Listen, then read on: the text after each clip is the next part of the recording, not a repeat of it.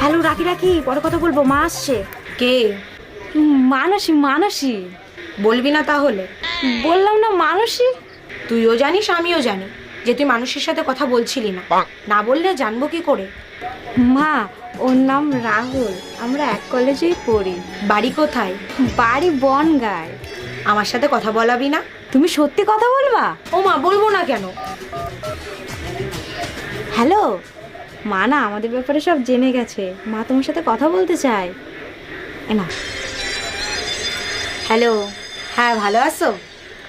হ্যাঁ, ওর মুখ থেকে তো সব কিছুই শুনলাম।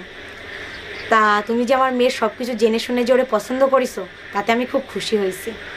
ও মা, তুমি জানো না আমার মেয়ের তো প্রচুর গুণ। এই ধরো একদিন স্নান করলে 3 দিন স্নান করবে না, গরমকালেও তাই। আবার উকুন, ওর মধ্যে প্রচুর উকুন, তুমি ওর মাথায় হাত দিবা 1 মুঠ উকুন উঠে আসবে। ওর